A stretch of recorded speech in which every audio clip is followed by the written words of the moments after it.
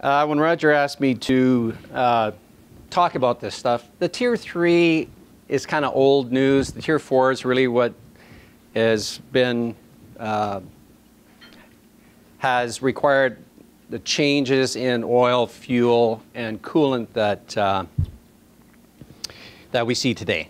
And in the trucking industry, we are onto the 2017, would be more like a Tier 5.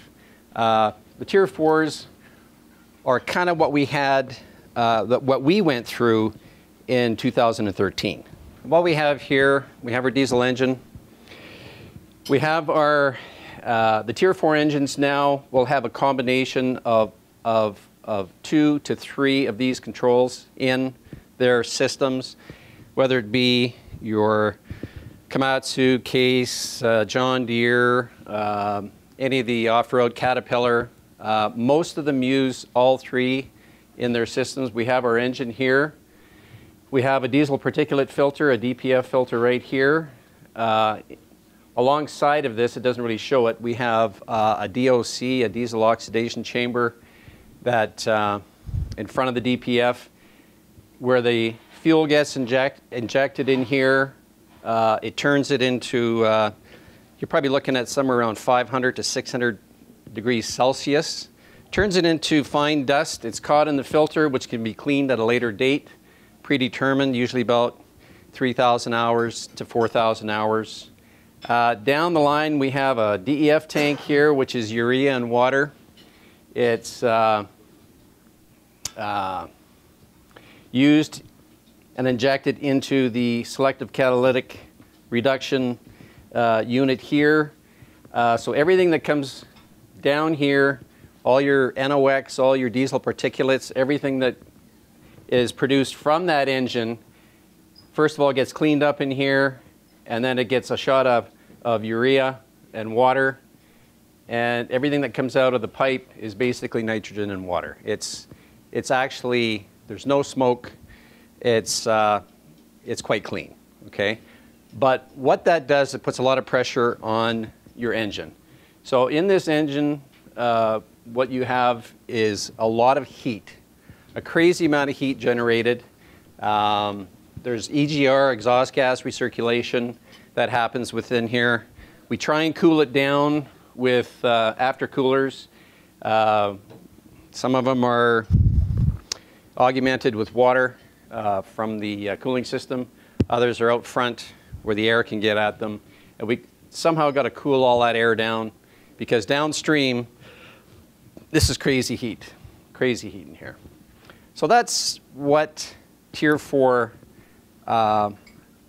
is really all about. It's a combination, or all 3 of these systems that get put onto your engines. So, as I said, the DOC, diesel oxidation catalyst, DPF, diesel particulate filter, and the SCR, which is selective catalytic reduction, and the Tier 1 to 3 standards on the engines. Your sulfur contents were fairly high, somewhere around 500 parts per million. When T4 came around, we lowered that from 500 parts per million to 15 parts per million on your sulfur content in your diesel engines.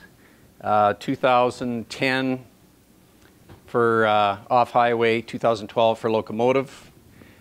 Way behind the trucking industry, which trucking industry did this in 2007. And we wish we had those engines back in 2006. So the ultra-low sulfur diesel causes a few issues. Sulfur, believe it or not, reacts with the actual material inside of the fuel pumps, and it creates lubricity. So once we go from 500 parts per million to 15 parts per million, we lose that. We also lose a little bit of the energy content in the diesel, just the way that it's made and refined. We lose a little bit of power. So the energy content is down with our new diesel. And this is it. This is all we can buy right now.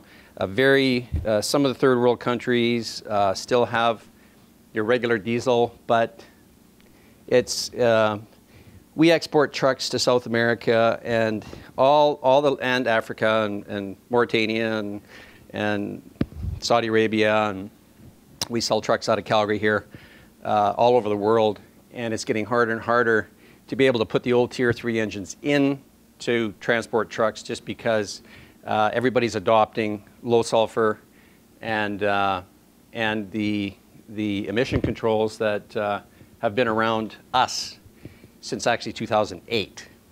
And the 2007 it was brought into law, and 2008 it was enacted. It's a challenge for some of these countries where that type of diesel is hard to come by. That's why they've resisted. But really, there's no reason why the whole world can't go this way. Our engines run hotter.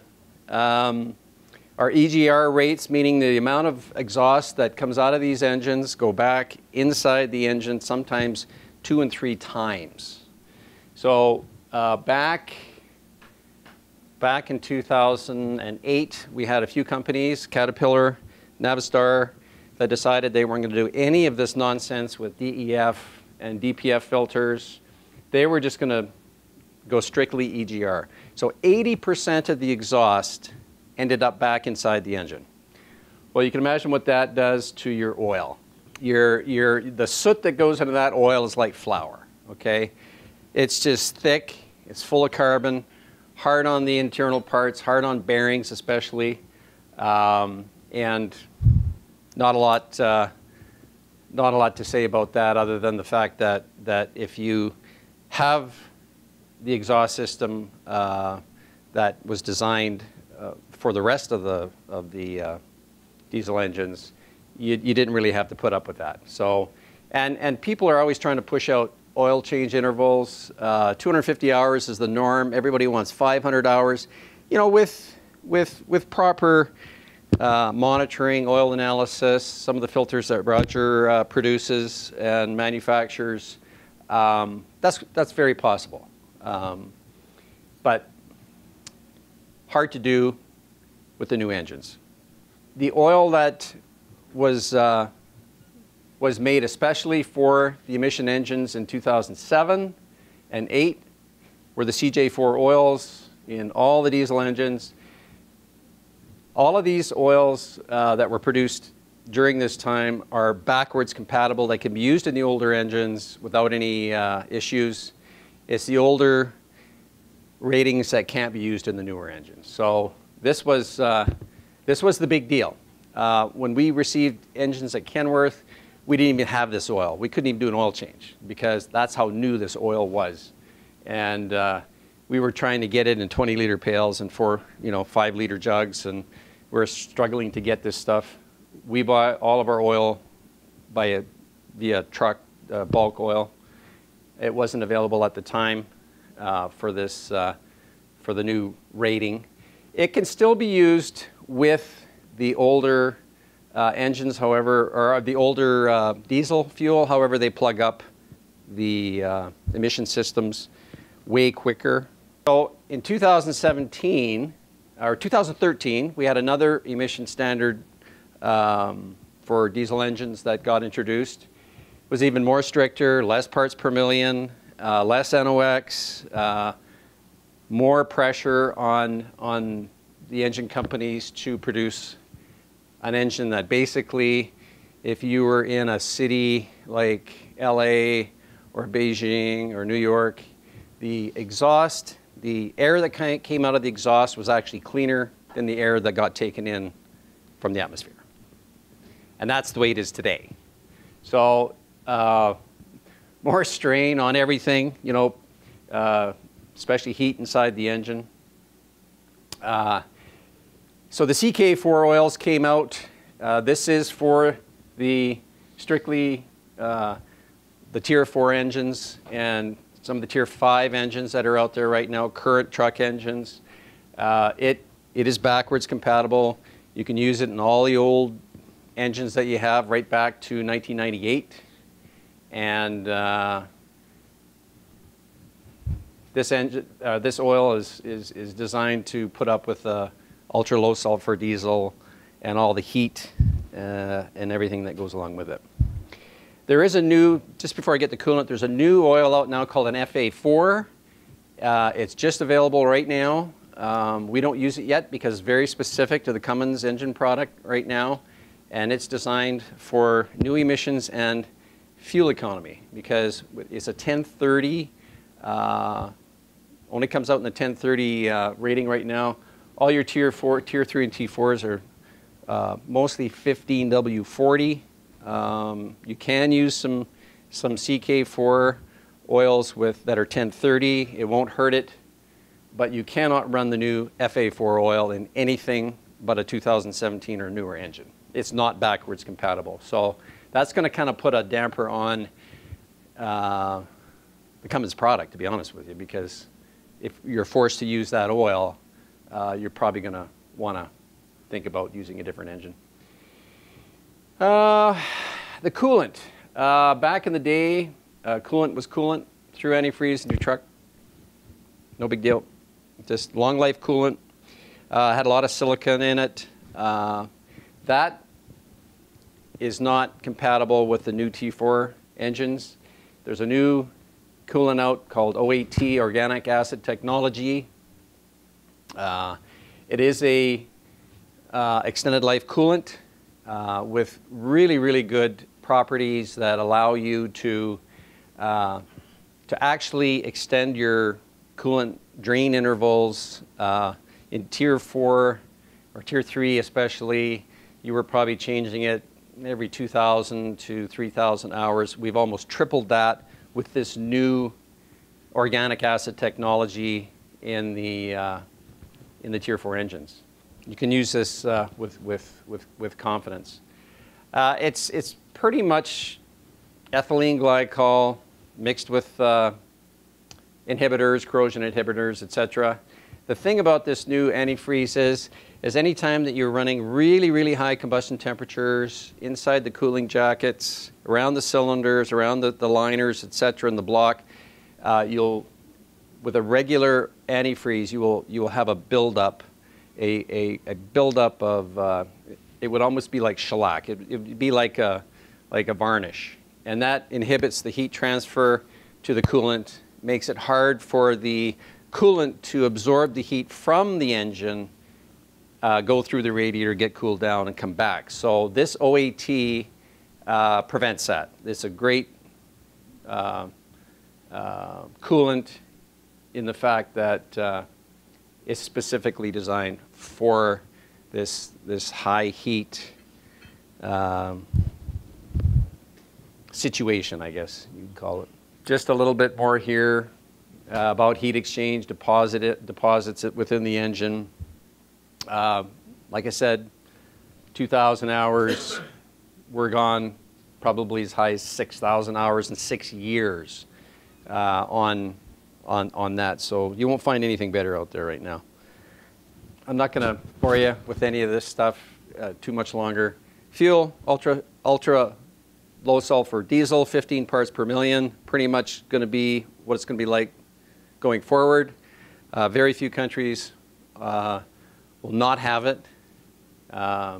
Your oil, CK4, CJ4, CK4, the newest one, FA4, the newest one, which you guys won't get into for quite a while probably.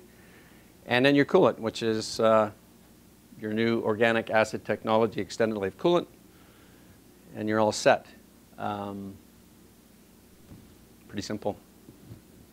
Oil, coolant, fuel. In my experience over the years from Kenworth, you know, we go from the engines that were producing lots of soot and lots of black smoke coming out of the exhaust. That was typical. You could always tell a diesel-powered unit, whether it be a bus or a school bus or a city bus or a truck, just from the black smoke that pours out of these things. You still see that today, and not very much, but there are some older vehicles around that still have that issue, and that just means that they're not maintaining their systems very well. There's issues. There's everything from, you know, plugged air filters to bad injectors to a number of reasons why that black smoke comes out. But if you come over to Kenworth, across the street here, and you look at trucks that have 3, 4, 500,000 kilometers on them, you can take your finger on the exhaust pipe and they're clean. There's no black deposit. There's nothing in them. We've had those engines out since 2013. The new has gotten a little bit different on the technology as far as the DPF, DEF, SCR. It's all one unit now. It's all contained within one unit. It's very compact. We've doubled the life of when you have to clean it. So we are ahead of the Tier 4 in the transportation industry. But Tier 4 is our old 2013 technology, which is, it's okay. But it's a huge move forward for off-road. It's long overdue. We've been complaining in the trucking industry, why do the people off-road get away without spending 10 grand a truck on emissions, and locomotives the same, and ships are the same. But that's all here. Everybody's using ultra-low sulfur diesel. Everybody's using the technology to trap particulates and then reduce the NOx that comes out of the exhaust pipes. You know, the biggest, when Beijing had their Summer Olympics on, they ordered about 1,500 buses with Cummins engines in them with this new technology to help clean up the air in Beijing. They just ran these things around 24 hours a day because the exhaust coming out of the buses was like 10 times cleaner than the air that went inside the engines, right? Like, well, Tier 5, everything. When you go from Tier 4 to Tier 5, the technology that goes into trying to save, you know, or trying to reduce pollutants even further. Now we're getting into really computer-controlled injection, timing. Our injection pressures have gone crazy. They're 100,000 psi coming out of the injectors. They're all electronically controlled, solenoid controlled, fuel rails that take enormous pressure. And it's all a combination of how it's injected, at what force and atomization, when it's injected, along with all the rest of it that brings that level up to Tier 5. The weird part is that in Europe, they're talking about getting away from the urea, the DEF fluid, which is urea and water, and going back to EGR, and they figure that they've got the fuel systems and the timing and the computer controls on these things and the sensors to the point where they may very well do away with DEF, because the big deal now in California especially is that DEF is now poisoning our environment with ammonia. So the people that invented it, which are the California people, California Air Research Board, that shoved it all down our throats, are now reneging and going, sure, a lot of ammonia, sure, a lot of this stuff kicking around our atmosphere and our, you know, in our system, and we might have to think differently. So, but we have put up with this in the transportation industry for so long. We're so used to it, and we're so used to the unreliability of these systems. I don't think anybody that's in the off-road business on the Tier 4 has any idea what they're in for. Chris, the Tier 4, Tier 5 fuel requirements from the OEMs, what was the ISO numbers for that? The ISO numbers on that. You know what, Roger, They're significantly lower than the 1816-13 industry standard, if my memory is correct. You know, yeah. So with traditional filtration from the OEMs, inability to filter fuel to the level that they require for warranty, how are you guys going to deal with that? It's a double-edged sword. You can filter down to nothing, but then you won't flow anything, right? So you can make your fuel filters down to like 3 microns if you want, but you just can't flow diesel through it, right? And especially in the wintertime. So we, What's that? With the whole technology, you can. Well, our filtration in our trucks right now is down to probably somewhere around 30 microns, okay? And you're not going to get much lower than that in a truck. We can do, Roger's got systems that will take that down quite a bit, right? And we all know that, and I worked with Roger on Y strainers and fuel systems. He's got some new fuel filters out that are absolutely fantastic. Does the trucking industry embrace that? No. Everybody leases everything. I only lease this truck for 36 months. Why would I spend money on trying to make the fuel system any cleaner, right? It's a tough, tough deal, right? It's like getting people to actually care about the maintenance of their cars. Nobody cares. They take a Jiffy Lube. They don't care if there's a magnetic filter on the oil filter. They don't care. They don't care. They really don't, because they're only going to keep that car for so long, then they're getting rid of it. And it's the same thing in the trucking industry. You got huge fleets, 4,000 or 5,000 truck fleets, and they don't own a bolt in them. They're all leased, and they all go back to the manufacturer or the finance, whoever's doing them, in 36 or 48 or 60 months. And they don't want to spend, and if a Baldwin filter is 23 cents cheaper than a Fleet Guard filter, that filter's on there, right? It's a tough industry, and we found that out. I was with Roger and trying to get some of these fleets to adopt maybe some of the Advantage 9000s are great. We tested them on my trucks. That's where they originally were tested, was on the Cummins product, on our Detroits at the time, and they worked fine, but they were expensive.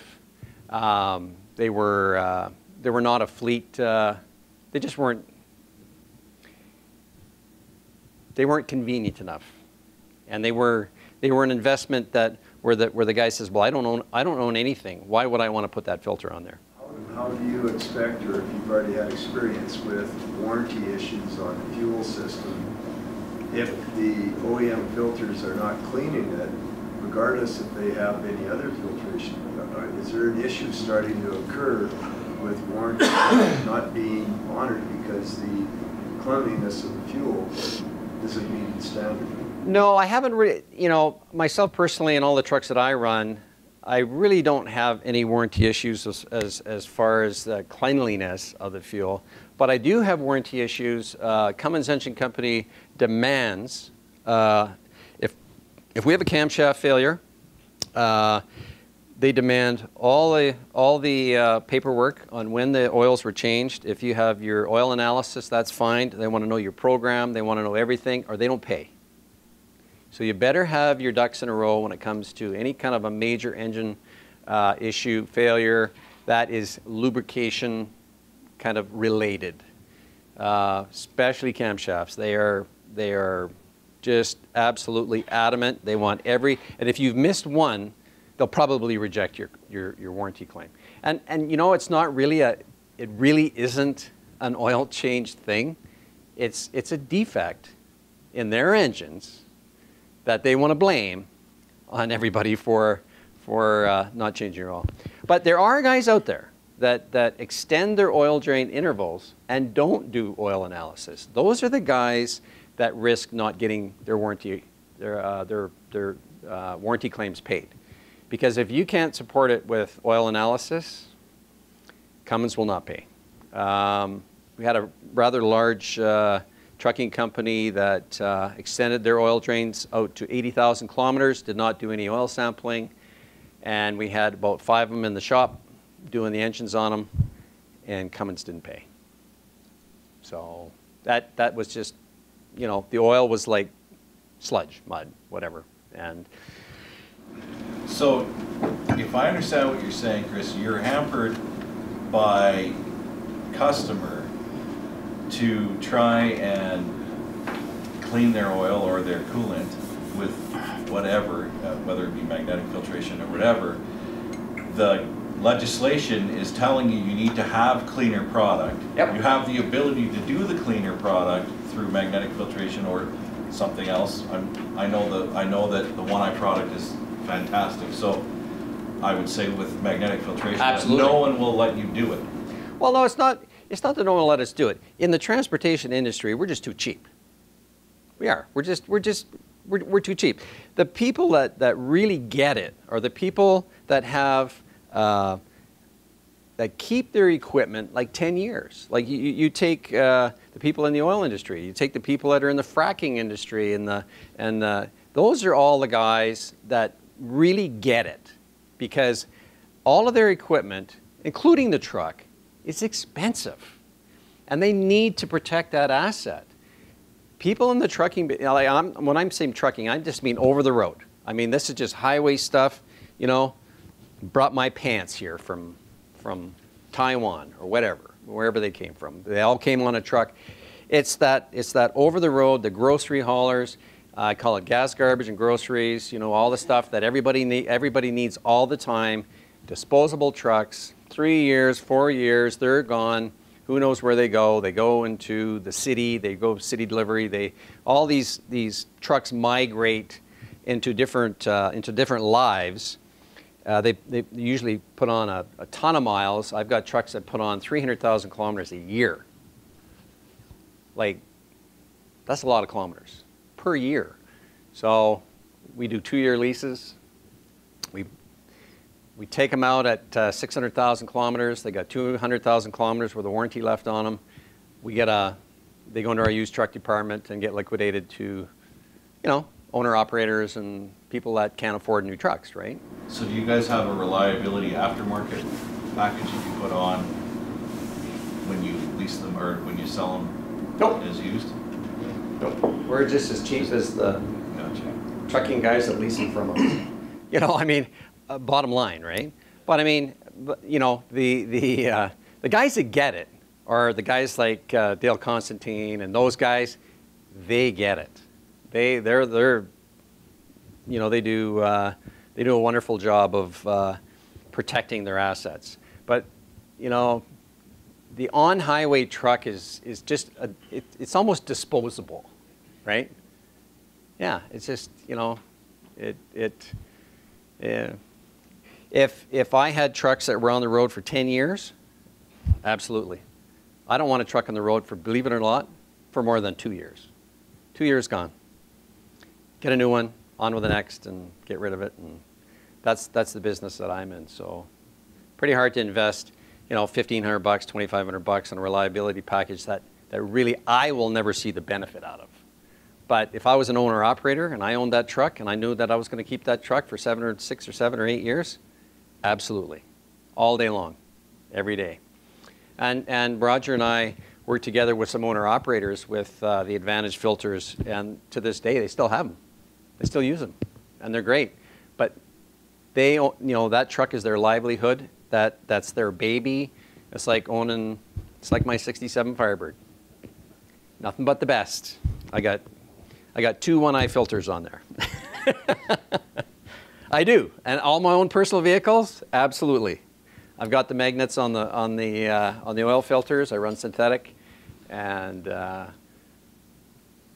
I just cut the oil filter off the top of my Firebird. It's got a brand new engine in it, and it's amazing what that thing pulls out. I'm just telling you, I got a magnetic plug in the pan. I've got the pads on the filter, and that's the simplest. I think the simplest thing that Roger makes is the best. If you're not running his Advantage filters, you run the pads, and they work. I mean, they just do. I've cut open thousands of filters with Roger testing these things, and it's amazing what they'll pull out. So is that 400 in there? Actually, it's a 455 out of a 72 GTO, bored 40 over. I got a 4-bolt mains with a Eagle steel forged crank. I got steel forged rods, aluminum forged pistons, Edelbrock heads, and nope, coupe. I've owned 3 rag tops. It's Calgary. If I lived in California, I'd have a rag top. But I can't decide whether this goes supercharger or twin turbos. So that's next year. But right now, it's pushing about a little over 500 horsepower, which is Quite a bit for a little car, but it can be better. And I don't race it. I just drive it. So, anyways, that's it. Now you guys have all gotten a free little pad from Roger at this thing. Put it on it. That is all I have on my Firebird is the little one, and I got two because I got a fairly big filter on it. But I run two of them on there, and they work. I've got them on my Jeep. I got them on my van. I got them. Why wouldn't you? Just make sure your oil change guy, if you take it to Jiffy Lube, puts it back on, and doesn't put it on his toolbox so that he holds his paperwork on there with it. That's all. But pretty good technology. That's it. All right.